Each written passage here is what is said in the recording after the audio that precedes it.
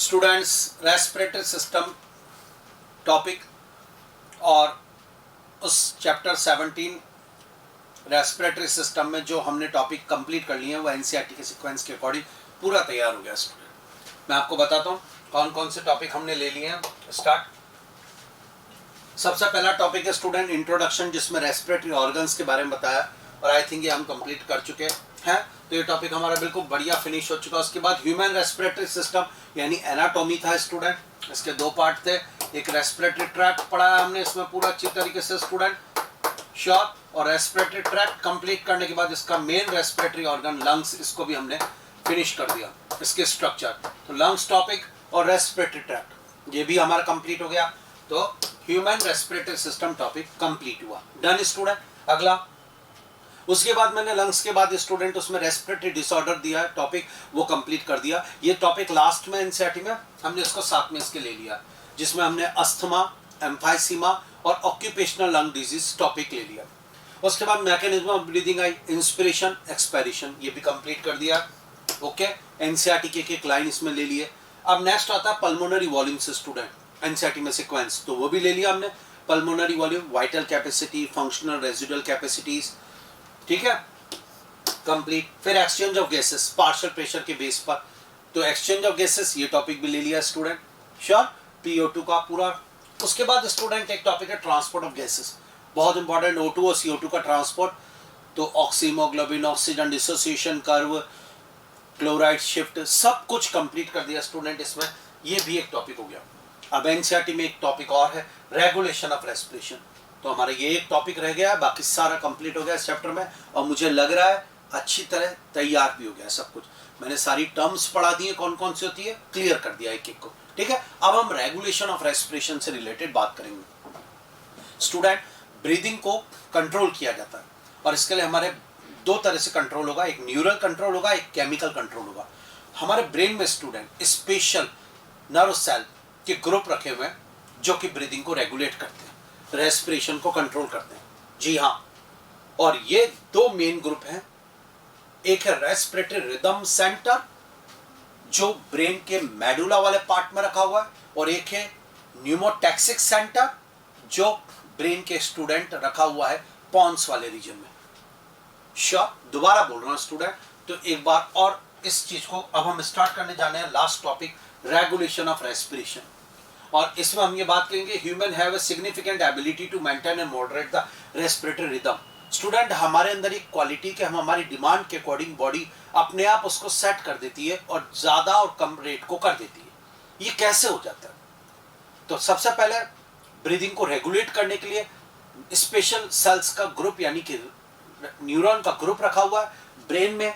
वो respiratory rhythm centre है student, और न्यूमोटैक्सिक सेंटर, दो सेंटर है जो कंट्रोल करेंगे। श्योर, लेकिन एक बात मैं आपसे बोलूं, क्या हम हमारी ब्रीदिंग को वॉलंटरी कर सकते हैं? ये तो इनवॉलंटरी को कंट्रोल हो रहा है। अगर मैं दौड़ रहा हूं तो अपने आप मेरी सांस तेज चलने लग गई, ये इनवॉलंटरी, मैंने नहीं कहा तो भी। लेकिन क्या मैं अपनी ब्रीदिंग को वॉलंटरी कर सकता हूं? बिल्कुल। यस, देखो स्टूडेंट, ये देखिए, मैं सांस रोकना भी चाहूं तो थोड़ी देर रोक सकता। ये the impulse for voluntary breathing sent by cerebrum, important, because all voluntary activity is regulated by cerebrum. तो impulse for voluntary breathing sent by cerebrum, लेकिन स्टूडेंट जो generally breathing regulated by respiratory rhythm centre and it is located on medulla. तो जो normal breathing आप अभी कर रहे हैं, जो ब्रीदिंग हो रही होती है, वो मेडुला रेगुलेट करता है, बट इंपल्स फॉर ये। तो student this demand is done by the neural system. और ये लीजिए, पर इससे पहले द इंपल्स, एक इंपॉर्टेंट लाइन आपको देता हूं, impulse for voluntary breathing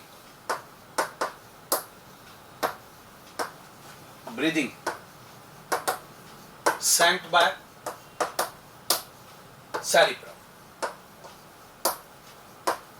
important है स्टूडेंट, जो मैं आपसे कहना चाहता था, the impulse of voluntary breathing या for voluntary breathing sent by cerebrum. अब आइए, तो रेस्पिरेटरी रिदम सेंटर जो आपसे करा था स्टूडेंट, ये मेडुला में रखा हुआ है, ये ब्रेन के मेडुला जॉन में रखा हुआ है, और यही आपकी बेसिक रिदम आपकी ब्रीदिंग को रेगुलेट करता है। जो बेसिक रिदम आपकी हो रही है, अपने आप आ रही है जैसे सांस स्टूडेंट, उसके लिए ये centre regulator. The respiratory rhythm centre is present on medulla reason, it is primary responsible for regulation of breathing student.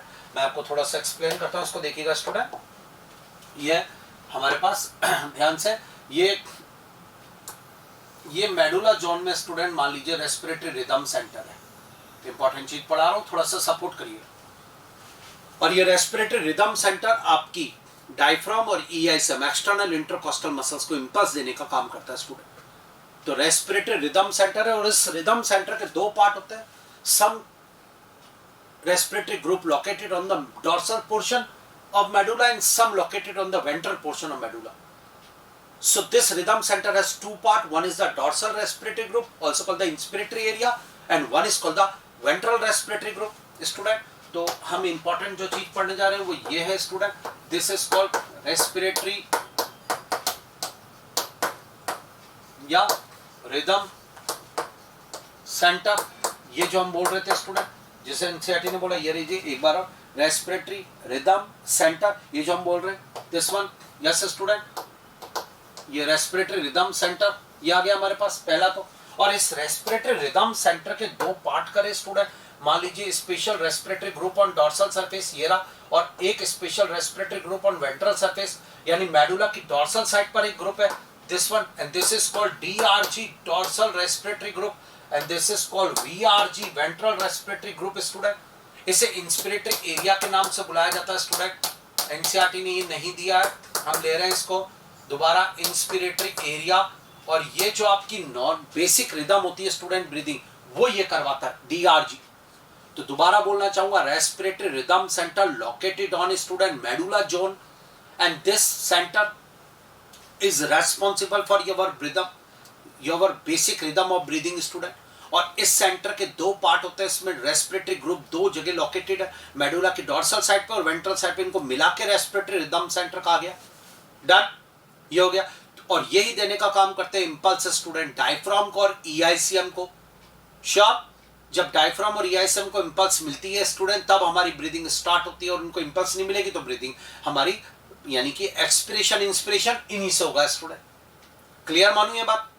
Clear हो गया? तो रेस्पिरेटरी रिदम सेंटर, और ये कहां लोकेटेड है, ये हमारा point clear, located on medulla student. Most important point, ये मेडुला पर प्रेजेंट होता है रेस्पिरेटरी रिदम सेंटर, जो मैंने आपको एक्सप्लेन करा।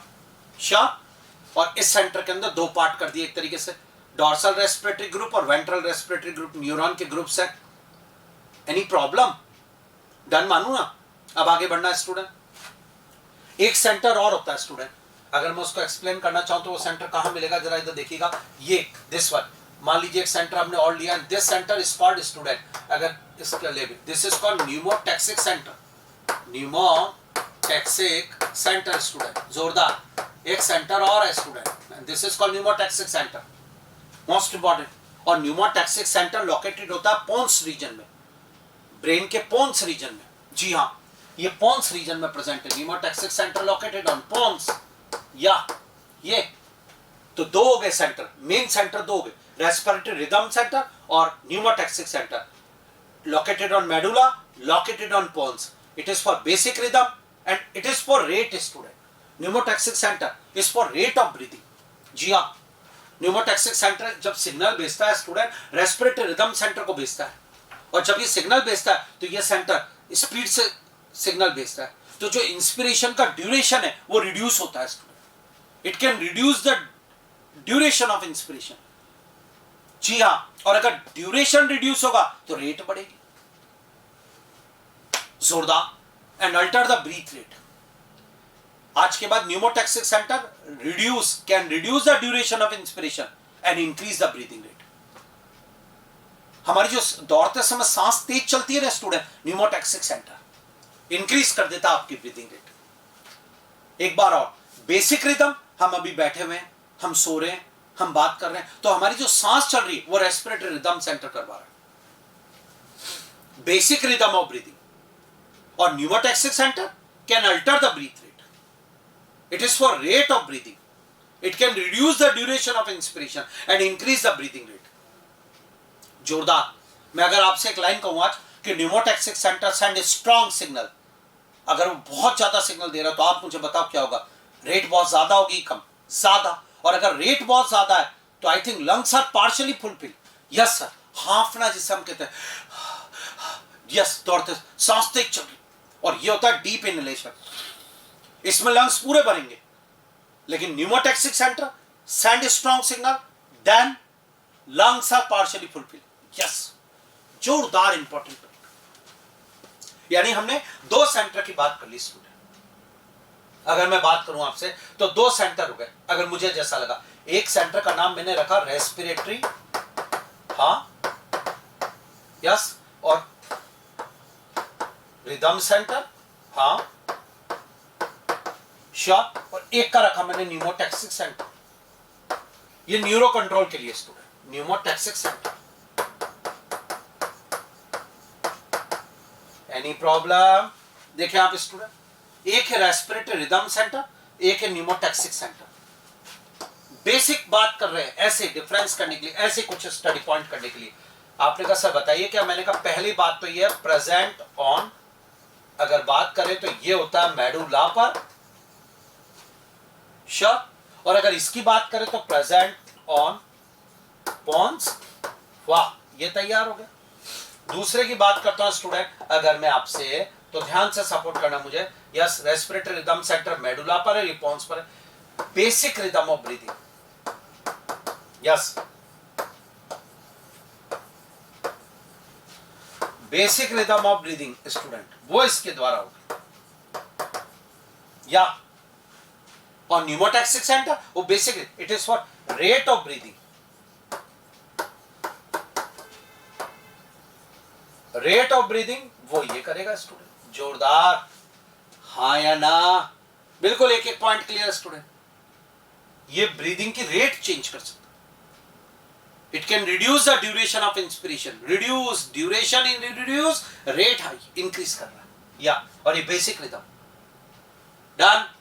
ये मेडुला पर है, ये पॉन्स पर है, दो सेंटर जो कि रेगुलेशन करने का काम कर रहे हैं स्टूडेंट। आइए, pneumotaxic centre present in the pons region, most important of the brain. It can moderate the functions of the respiratory rhythm center. Pneumotactic respiratory rhythm center को ऑर्डर देने का काम करता है। Neural signal from this pneumotactic can reduce the duration of inspiration and thereby alter the respiratory rate. Pneumotactic center is for rate of breathing. It can reduce the duration of inspiration and increase the breathing rate. Done. When this center send a strong signal, then rate high and lungs are partially fulfilled.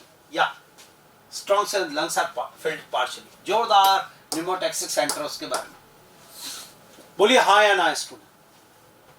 बहुत important topic, और जो मैं आपको explain करना चाह रहा हूं, तो मुझे एक एक चीज लग रहा है याद है। तो ये था न्यूरल कंट्रोल, दो सेंटर मान लो आप, तो बेसिक आप तो ये मान के चलो कि जब आप वॉलेंट्री कर रहे हो तब तो सेरिब्रम, उसको हटा दो दिमाग से।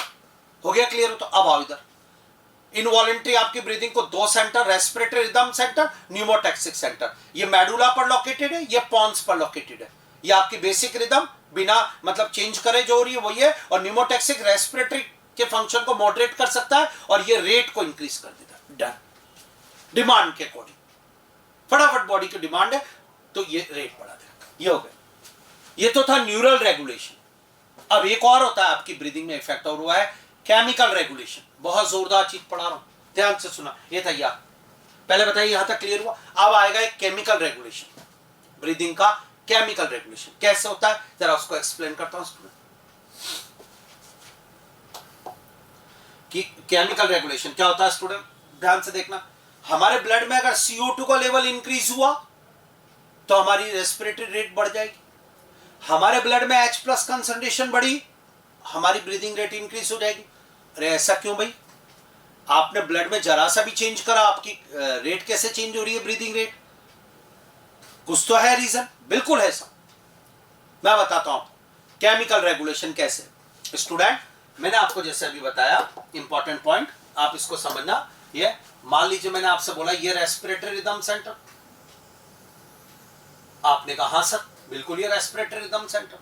मैंने कहा बेटा इस रेस्पिरेटरी रिदम सेंटर के पास ये कौन है बेटा ऊपर? आपने कहा सर ये न्यूमोटैक्सिक सेंटर। मैंने कहा बहुत बढ़िया, तैयार, चलो ये दोनों न्यूरल रेगुलेशन में लेबलिंग करनी है। यस सर, लेबलिंग करने थे। लो start of pneumotaxic centre, pneumotaxic. Okay sir, वाह, श्योर। Respiratory rhythm centre. और तुम क्या करते हो साहब? साहब ये बेसिक रिदम के लिए, तुम साहब ये रेट के लिए, it can reduce the duration of inspiration and increase the breathing rate. Done मार। अब आओ एक और बात बता दो। इस रेस्पिरेटरी रिदम सेंटर के पास स्टूडेंट, इंपॉर्टेंट ध्यान से देखना, या कीमो रिसेप्टर्स का पूरा ग्रुप पड़ा हुआ है। What is the meaning of chemo receptor? The receptor which can recognise the chemical composition of blood. जो ब्लड में CO2, H+, O2 इनकी कंसंट्रेशन को चेक करते हैं, उन्हें कीमो रिसेप्टर कहते हैं। और ऐसे कीमो रिसेप्टर दो जगह लोकेटेड है, एक तो ब्रेन में ही है तो वो सेंट्रल कीमो रिसेप्टर कहलाएंगे, और एक ब्रेन के बाहर बॉडी में अलग जगह पर है। These are known as the peripheral chemo receptor. They recognise the chemical changes in the blood. वाह, शानदार चीज बता रहा हूं। ब्लड में होने वाले chemical changes like H+ changes, like H+ concentration, like CO2 concentration, O2 concentration, उनको रिकॉग्नाइज करने वालों को कीमो रिसेप्टर के नाम से बुलाया जाता है। These are called chemoreceptors, yeah, and these chemoreceptors located at two places. One is the brain and one is the peripheral region. So called the central chemoreceptor और peripheral chemoreceptor। और central chemoreceptor student कहाँ है? Brain में। Brain में है साहब, ये रहा, रेस्पिरेटरी रिदम सेंटर के पास in medulla region. And this area, this is known as student most important chemo sensitive area. Chemo sensitive area बहुत जोरदार स्टूडेंट, ध्यान से देखना। कहां लोकेटेड है? मेडुला में स्टूडेंट, रेस्पिरेटरी रिदम सेंटर के पास। And this chemo sensitive area present in medulla region near to respiratory rhythm centre. जोरदार। और ये कीमो सेंसिटिव एरिया जो ब्लड स्टूडेंट ब्रेन में जाता है, जिसे कैरोटिड आर्टरी लेके जाती है, उस ब्लड के अंदर स्टूडेंट CO2 की कंसंट्रेशन और H+ की कंसंट्रेशन को रिकॉग्नाइज करता है। Chemo sensitive area is sensitive for CO2 and H+ concentration. अगर आपके ब्लड में CO2, H+ की कंसंट्रेशन नॉर्मल है तो ये कुछ भी नहीं कर रहा। लेकिन स्टूडेंट ये कीमो सेंसिटिव एरिया CO2 और H+ की कंसंट्रेशन इंक्रीज होने पर ब्लड और बॉडी फ्लूइड, मतलब CSF, सेरिब्रोस्पाइनल फ्लूइड में, क्योंकि ब्रेन में ब्लड नहीं CSF कांटेक्ट में है, तो जब CO2 और H+ की कंसंट्रेशन इंक्रीज हो जाती है तो ये कीमो सेंसिटिव एरिया उसको एक्टिवेट हो जाता है और फिर ये रेस्पिरेटरी रिदम सेंटर और न्यूमोटैक्सिक सेंटर को एक्टिवेट करता है, जिससे ब्रीदिंग रेट इंक्रीज होती है। आज एक शानदार कॉन्सेप्ट अब क्लियर हुआ। When CO2 concentration increase, then breathing rate increase. Done. When H+ concentration increase in blood, then breathing rate increase. Done. But why? अब concept आया. When CO2 concentration and H+ concentration increase in blood, then this blood, enter into brain, and now chemosensitive area recognize these changes, okay, and due to this chemosensitive area send signal to respiratory rhythm center and increase the breathing rate. जोरदार point student, हाँ या ना? Clear हो रही है मेरी बात आपको? बहुत जोरदार। तो कीमो सेंसिटिव एरिया ब्लड में होने वाले CO2 कंसंट्रेशन और H+ कंसंट्रेशन के चेंजेस को रिकॉग्नाइज करता है और ये देता है। ये तो हो गया सेंट्रल कीमो रिसेप्टर। अब आप पेरिफेरल कीमो रिसेप्टर क्या है? ब्रेन में ना होकर कहीं और होंगे। स्टूडेंट आपको एक बात बताता हूं नॉलेज के लिए, जोरदार देखना। इधर ये हार्ट और ब्लड सप्लाई का काम हार्ट का होता है, पंप करता है स्टूडेंट। देखना इधर, जोरदार पॉइंट। ये स्टूडेंट इस हार्ट से जो ब्लड लेके निकलता पाइप, डॉर्सल एरोटा, ये सिस्टेमिक एरोटा है जो ब्लड लेके निकला, ऑक्सीजनेटिव ब्लड लेके। इसकी एक ब्रांच नीचे चली जाती है और एक ब्रांच ऊपर जाती है ब्रेन में ब्लड सप्लाई देने के लिए। ये देखिए श्योर, ये जो नीचे गई है बॉडी की डॉर्सल सरफेस पर स्टूडेंट ब्रांच, इसको डॉर्सल एरोटा के नाम से बुलाया जाता है। ये इसकी लेबलिंग अगर करें तो ये ब्रांच डॉर्सल एरोटा है, श्योर, या ये एरोटिक आर्क बना। और ये ब्रांच जो ब्रेन में गई है student, this is called the carotid artery. और कैरोटिड आर्टरी स्टूडेंट आगे चल के बाइफर्केटेड हो जाती है। This one external internal carotid artery, ये लीजिए स्टूडेंट जोरदार। This is called carotid artery, knowledge दे रहा हूं आपको। और carotid artery deliver oxygenated blood to brain student, और डॉर्सल एरोटा नीचे गया बॉडी के लोअर जॉन को ब्लड देने के लिए, हार्ट के नीचे वाले पोर्शन में। स्टूडेंट जहां इसका आर्क बनता है डॉर्सल एरोटा का, वहां कीमो रिसेप्टर के गुच्छे प्रेजेंट होते हैं, ये लीजिए दिस वन, ये कीमो रिसेप्टर का, and these are called the carotid body. Okay, carotid body, ये कीमो रिसेप्टर। इसी तरीके से कीमो रिसेप्टर स्टूडेंट ये एक्सटर्नल इंटरनल कैरोटिड आर्टरी का जो है वहां भी प्रेजेंट होता है स्टूडेंट, ये लीजिए this one, and these are called the aortic sorry student, this one, this is called student aortic body, this is called aortic body, sure, and this is called carotid body। वाह, तो मैं आपसे जो कहना चाह रहा था वो अब आप मेरा पॉइंट समझ गए। Carotid body and aortic body are other chemoreceptor, but they are peripheral chemoreceptor, they are not present in the brain, they present outside the brain in the blood vessels, and they are directly contact with the oxygenated blood student। और ये दोनों भी CO2 और H+ के changes को recognise करते हैं, ये लो O2 के चेंजेस को भी रिकॉग्नाइज कर लेते हैं, पर मेनली हम एनसीईआरटी फॉलो कर रहे हैं इसलिए हम बोलेंगे high CO2 and high H+ concentration को रिकॉग्नाइज करते हैं, and they send signal to respiratory rhythm centre by nerve. ये नर्व से जुड़े हुए हैं स्टूडेंट, ये नर्व से रेस्पिरेटरी रिदम सेंटर से जुड़े हुए हैं, और जैसे चेंजेस होता है ये भी रेस्पिरेटरी रिदम सेंटर को देते हैं। मेरा कहने का सिर्फ इतना मतलब है कि ब्लड में केमिकल चेंजेस को रिकॉग्नाइज करने के लिए तीन चीजें आ गई। One is called the chemosensitive area located on medulla region, one is the carotid body and one is the aortic body located in the blood vessels. They are peripheral chemoreceptor, they are central chemoreceptor, and they recognize CO2 and H+ concentration in the blood, और respiratory rhythm center को order देकर तुरंत student rate बढ़ाएंगे।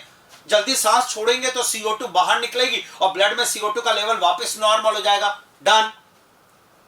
High and high student, double star. So this is the chemical regulation, and pneumotaxic center, respiratory rhythm center are the neural regulation. Any problem student? Most important line, यानी अगर मैं chemo receptor की बात करूं तो तीन हो गए, chemo sensitive area, carotid body और एरोटिक बॉडी। जरा स्टार्ट।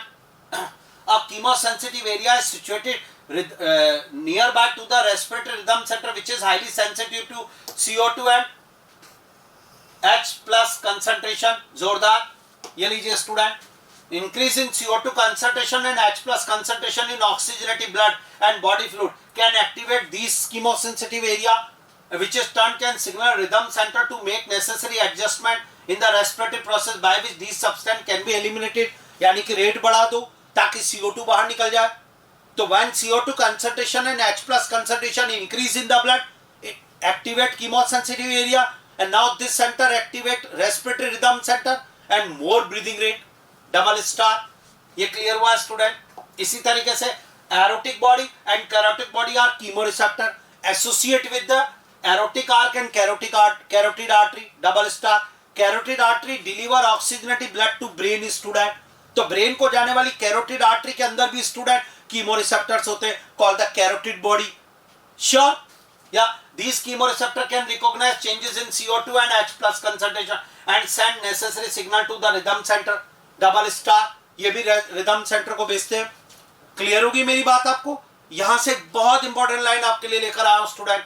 आपने इतनी देर तक केमिकल रेगुलेशन पढ़ा, उसमें आपने एक बात नहीं समझी कि चाहे कैरोटिड बॉडी हो, चाहे एरोटिक बॉडी हो, चाहे कीमोसेंसिटिव एरिया हो, recognize high CO2 and high H+ concentration, यानी O2 का नहीं आ रहा मामला। या most important point, in the regulation of breathing O2 role is insignificant. Double star. CO2 का ज्यादा रोल है। Brain is highly sensitive for CO2 concentration, not for O2। जी हाँ स्टूडेंट, O2 का सिग्निफिकेंट रोल नहीं है। Brain is sensitive for high CO2 and high H+ concentration, not for O2। So the role of oxygen in the regulation of respiratory rhythm is quite insignificant। NCERT की line double star. ये लीजिए student, बहुत बार question बन चुका है, important है, हमें याद होना चाहिए। हम इसमें अगर पॉइंट कहना चाहें तो हम इस तरीके से पॉइंट कह सकते हैं स्टूडेंट, सारे आपको तैयार हो जाएगा। देखिएगा स्टूडेंट, पॉइंट बताता हूं आपको इंपॉर्टेंट, ध्यान से सुनना जो मैं कह रहा हूं। ये स्टार्ट, यानी अगर मैं आपसे कहूं तो यहां से एक important line, brain is a sensitive for high CO2 and high H plus concentration directly. Sure student, इसलिए in the regulation of breathing O2 role is insignificant, O2 का इतना इफेक्ट नहीं आ रहा। क्लियर हो रही है मेरी बात? यानी अगर मैं स्टूडेंट इसको भी क्लियरिफाई करके दूं तो देखो आप इस दिस वन, अगर मैं कहूं न्यूरल रेगुलेशन, श्योर, तो आप कहेंगे दो पार्ट कर दो सर, रेस्पिरेटरी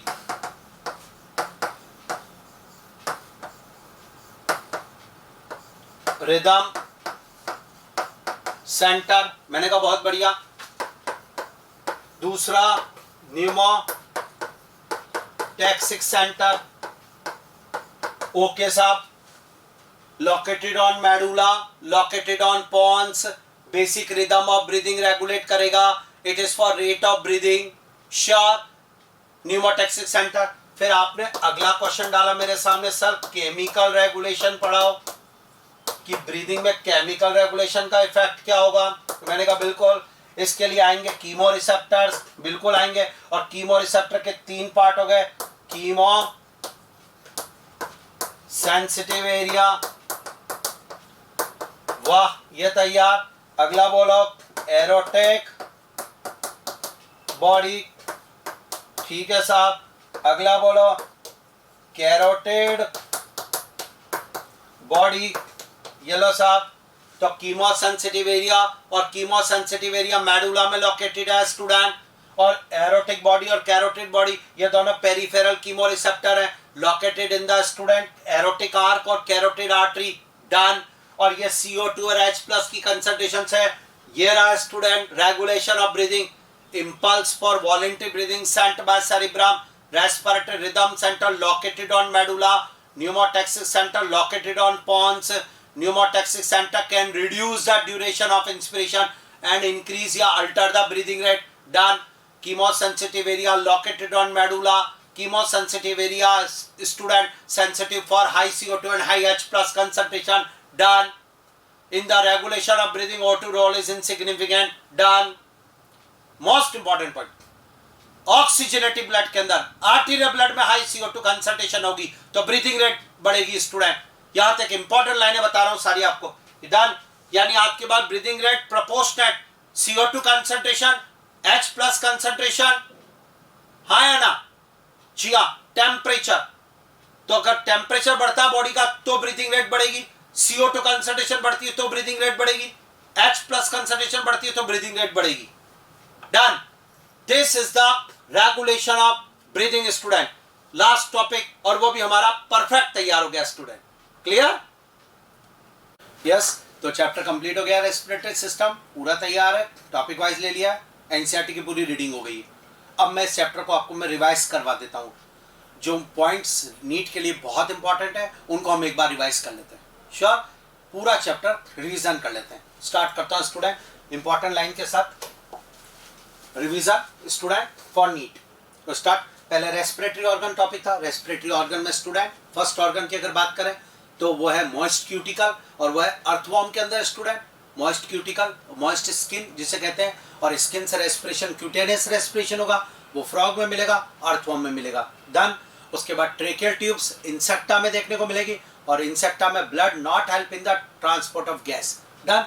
गिल्स किस किस को दिया स्टूडेंट, रिविजन करें, गिल्स मिलेगा, मेरे साथ साथ बोलना आपको, पूरा रिवीजन मतलब साथ साथ पूरा रेस्पिरेटरी फिंगर्स पे करा रहा हूँ, अल्टीमेट। देखिएगा गिल्स रेस्पिरेशन के लिए किस किस के बाद, एक्वाटिक आर्थ्रोपोडा, प्रॉन एग्जांपल जाएगा, मोलस्का, फिश और टैडपोल लार्वा, 4 लोगों में गिल्स है। लंग्स किस किस के पास है स्टूडेंट, रेप्टाइल्स, बर्ड्स, मैमल्स और फ्रॉग जब लैंड पर आएगा स्टूडेंट, जमीन पर जब है।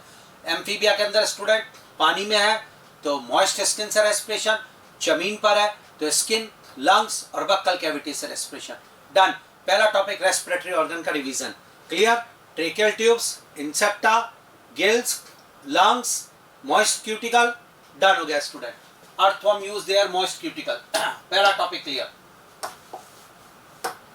Gills found in aquatic arthropoda, mollusc, fish, tadpole larva. जोरदार। Lungs found in birds, reptiles, mammals. जोरदार। क्लियर स्टूडेंट, मुझे लग रहा है। उसके बाद अब एनाटॉमी में अगर बात करता हूं तो student Bowman's gland, all India PMT के अंदर आया हुआ क्वेश्चन है। Bowman's gland found in nasal passage below olfactory epithelium. Clear हुआ। Common passage of food and air, pharynx. Trachea में स्टूडेंट इनकम्प्लीट कार्टिलेजिनियस रिंग्स होगी। डन। कौन सी साइड पे? डॉर्सल साइड पे कार्टिलेज की बनी हुई है, हाइलिन कार्टिलेज की, प्रिवेंटेड से कोलैप्सिंग। डन। ट्रेकिया में भी स्टूडेंट ट्रेकियल सीलिया होंगे, वो म्यूकस को पास करेंगे आउट। क्लियर, ये हमारे पास यहाँ तक का। उसके बाद लंग्स के अंदर trachea student fifth thoracic vertebrae पर प्राइमरी ब्रोंकाइस के अंदर डिवाइड हो जाएगी। Right and left primary bronchi में फिफ्थ थोरेसिक वर्टिब्रे पर, ये वो लेवल है जहां से इंपॉर्टेंट स्टूडेंट। अगला ब्रोंकाई एंटर करेगी लंग्स में, रेस्पिरेटरी ट्यूबल्स का नेटवर्क बनाएगी। रिवाइज कर लिया पूरा, और दो पार्ट में डिवाइड हो जाएगा अंदर, conducting zone, exchanging zone. Clear. Primary bronchi से लेकर स्टूडेंट टर्मिनल ब्रोंकियोल्स तक कंडक्टिंग जोन होगा, और रेस्पिरेटरी ब्रोंकियोल से लेकर एल्वेलाई तक एक्सचेंजिंग जोन होगा। डन। क्लियर हो गया। आगे बढ़ेंगे स्टूडेंट, तो देखिए Bowman's gland is present in nasal passage below olfactory epithelium. Sure. Clear. अगला pharynx is the common passage of food and air. Clear. Revision है बिल्कुल नीट के लिए इंपॉर्टेंट, पूरे समरी मतलब एक तरीके से। उसके बाद स्टूडेंट मैंने आपको बताया था during swallowing epiglottis covers the glottis and prevent the entry of food into glottis, यानी epiglottis is a cartilaginous flap which prevent entry of food into glottis. Done का लीजिए स्टूडेंट, ये रहा। During swallowing glottis can be covered by thin elastic cartilaginous flap called epiglottis, और epiglottis prevent the entry of food into the larynx. Sure, हाँ या ना? दोबारा अगला स्टूडेंट, फिर मैं स्टूडेंट आपसे बात करूंगा लंग्स के बारे में। और लंग्स हमारी थोरेसिक कैविटी में रखा हुआ है। लंग्स में सेल्फ कॉन्ट्रैक्शन एक्सपेंशन नहीं होता है, तो एनाटॉमिकल सेटअप ऐसा करा है बॉडी का कि थोरेसिक वॉल्यूम चेंज होगा तो लंग्स अपने आप। The anatomical setup such any change in thoracic volume can reflect the pulmonary volume. Done कर, बहुत जोरदार। डन। अगले पे आ जा बेटा, लंग्स की बात करते हैं। लंग्स की स्ट्रक्चर फंक्शन यूनिट एल्वेलाई है। Total number of alveoli 300 million, both lungs में मिलाकर। Total respiratory surface area 70 to 80 meter square. Done. हाँ या ना? बहुत परफेक्ट तैयार स्टूडेंट। ये हो गया एल्वेलाई के सेल्स का नाम। Pneumocyte student, pneumocyte two types की, type 1 squamous cells for gaseous section, pneumocyte type 2 cuboidal cells student, और इनका काम होता है फ्लूइड सीक्रेट करना, जो एल्वेलाई को मॉइस्ट किए रखता है स्टूडेंट, इनर सरफेस को। जोरदार। यहाँ तक का तैयार। रिवीजन क्या था एक बार और, the anatomical setup of lungs in thorax that any change in the volume of thoracic cavity will be reflect in the pulmonary cavity. Clear. NCERT की लाइन है, नीट में पूरी तरीके से आने के चांसेस है। मैं पूरा रिवीजन करा रहा हूँ। Structure and function unit of lungs alveoli. Done. आगे बढ़, आगे बढ़। Approximately 300 million alveoli yes are present in both lungs. Done. Number of alveoli की बात की जाए, कितना हो गया? 300 मिलियन। क्लियर हुआ। अगला इनर एल्वेलर सरफेस लंग्स में 70 to 100 meter square. Done. Sure. इसके बाद स्टूडेंट मैंने आपसे एक बात कही थी, और वह यह है कि लंग्स पूरी तरफ से कोलैप्स नहीं होती है due to presence of lecithin student, या lecithin prevent collapsing of lungs. तो लंग्स कभी पूरी तरह अगर कोलैप्स नहीं होगी तो लंग्स पूरी तरह कभी खाली नहीं होगा। lungs never become fully empty. In lungs residual air always present. Residual air always present in lungs. Residual air never come out. हम कितना दम लगा के सांस छोड़े रेजिडुअल एयर बाहर नहीं आएगी, हाँ या ना? श्योर। तो in alveoli always air remain called residual air, it never come out. Clear हो गया। फिर हम ब्रीदिंग पे टॉपिक पे आए स्टूडेंट, उसमें इंस्पिरेशन और एक्सपायरेशन था। लंग्स के अंदर जो एयर भरी होती है उस पर जो प्रेशर है उसे इंट्रा पल्मोनरी प्रेशर कहा जाता है। श्योर। और लंग्स के ऊपर जो फ्लूइड का प्रेशर उसे इंट्रा प्लूरल प्रेशर कहते हैं। इंस्पिरेशन कब होगा student? Inspiration can occur if IPP यानी intra pulmonary pressure is less than atmospheric pressure, done. और एक्सप्रेशन कब होगा, एक्सप्रेशन कहना कर if IPP more than atmospheric pressure, done. Atmospheric air का जो प्रेशर उससे अगर आईपीपी ज्यादा है तो एयर बाहर निकल जाएगी, एक्सप्रेशन होगा। और अगर आईपीपी कम है लंग्स के अंदर एयर पर प्रेशर तो एयर अंदर आ जाएगी, डन। इंस्पिरेशन के लिए जो प्राइमरी इनहेलेशन मसल है वो डायफ्राम है student. Diaphragm plus external intercostal muscle, दो मेजर मसल है जो हमारी बॉडी में इंस्पिरेशन का काम करती है स्टूडेंट। इनमें 75% रोल डायफ्राम का होता है। नॉर्मल ब्रीदिंग को एब्डोमिनल ब्रीदिंग कहते हैं। इसके अलावा हमारे में एक ब्रीदिंग और होती है, फोर्सफुल ब्रीदिंग, दम लगा के सांस लेना, और स्टूडेंट वो हो जाएगी फोर्सफुल। उसमें एडिशनल मसल्स काम करती है, पार्टिसिपेट करती है। So we have ability to increase the strength of inspiration और expiration, this is called forceful breathing, also called the thoracic breathing. Clear, ये हमारे पास पॉइंट। इंस्पिरेशन कहना कर if the pressure within the lungs is less than atmospheric pressure, okay. Revision अगला, expiration takes place when IPP is higher than atmospheric pressure, clear, sure student. और बात करते हैं इंपॉर्टेंट, ध्यान से देखना। Eight the time of inspiration contraction in diaphragm and EICM, जोरदार student, important line बता रहा हूँ।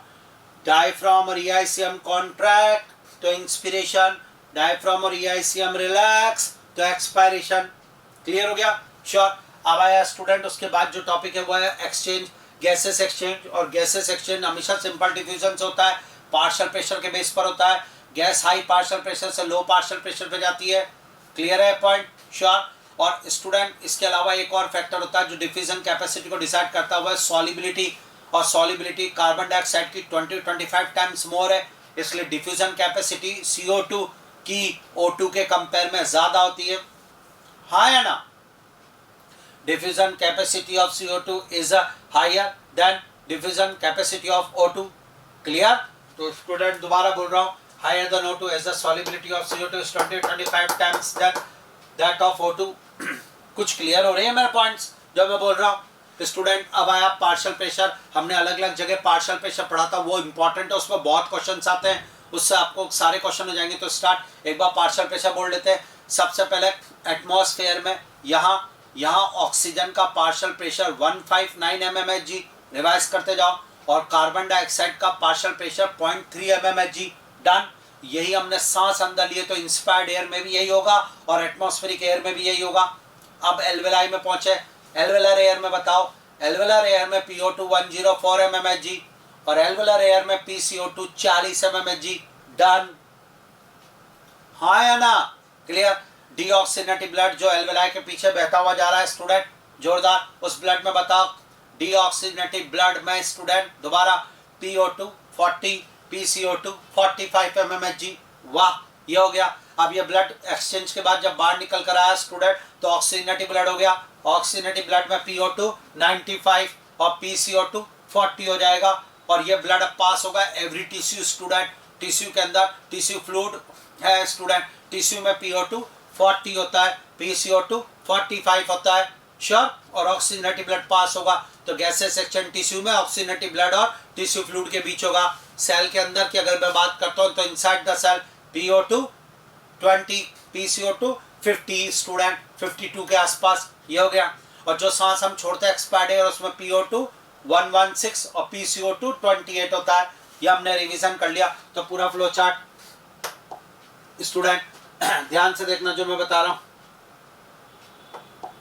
ये एक तरफ तो रेस्पिरेटरी का हमने फ्लो चार्ट बनाया था स्टूडेंट, वो फ्लो चार्ट हमारा रेडी हो गया, डन, आगे बढ़ गए हम, श्योर। अब आओ स्टूडेंट ये देखना इधर, उसके बाद मैं ट्रांसपोर्ट ऑफ गैस पे आया। और ट्रांसपोर्ट ऑफ गैस में मैंने बताया था ऑक्सीजन का ट्रांसपोर्ट मेनली आरबीसी करती है, 97% O2 transported by RBC as oxyhemoglobin form. Carbon dioxide का ट्रांसपोर्ट 3 फॉर्म में होता है student, most important 7% CO2 dissolved in the blood plasma, 20-25% CO2 transported by RBC as carbaminohemoglobin, done, sure। और 70% CO2 यानी bulk of carbon dioxide transported by plasma as bicarbonate, clear student. मैंने आपको ये भी बताया था कि आरबीसी में हीमोग्लोबिन O2 का ट्रांसपोर्ट करता है, हीमोग्लोबिन के हिम पोर्शन पर O2 जुड़ती है और हीमोग्लोबिन के ग्लोबिन प्रोटीन पर स्टूडेंट आरबीसी बाइंड होती है और CO2 बाइंड होती है, done.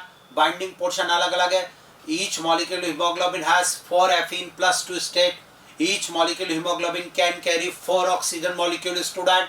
Double star. 100 ml blood can carry 20 ml O2, student.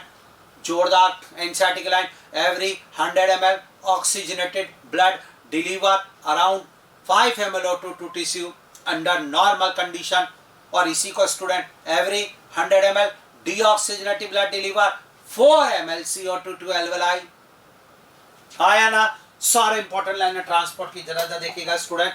Every 100 ml of oxygenated blood deliver 5 ml O2. Yes student, to tissue. Start. Every 100 ml of deoxygenated blood deliver 4 ml CO2. जोरदार student. हाँ या ना. Clear है. और student haemoglobin के साथ O2 की binding है वो प्राइमरी PO2 पर डिपेंड करती है. ऑक्सीजन डिसोसिएशन का सिग्मॉइड शेप होता है. क्लियर हो रही है सब बातें. या binding of oxygen with hemoglobin primary related to partial pressure of oxygen. NCERT line revise सब स्टेटमेंट बनकर आते हैं. सब प्रीवियस ईयर्स में आ चुका है. बहुत बढ़िया तैयार. और स्टूडेंट एक और बात मैंने आपको बोली. Haemoglobin has maximum affinity with CO. CO react with HB and form CO react with HB and form carboxy haemoglobin. मैंने बताया था हीमोग्लोबिन से O2 जुड़ेगी ऑक्सी हीमोग्लोबिन. हीमोग्लोबिन से CO2 बाइंड होगी कार्बेमिनो हीमोग्लोबिन से. हीमोग्लोबिन से CO कार्बन मोनोऑक्साइड बाइंड होगी तो कार्बोक्सी हीमोग्लोबिन. डन. और हीमोग्लोबिन का ऑक्सीडेशन होगा तो मेथेमोग्लोबिन बनेगा. ऑक्सीडेशन से मेथेमोग्लोबिन. जोरदार. Sure student. तो यहाँ इसके साथ रिएक्ट करके क्या बनेगा? जो बनेगा उसका नाम होगा कार्बोक्सी हीमोग्लोबिन.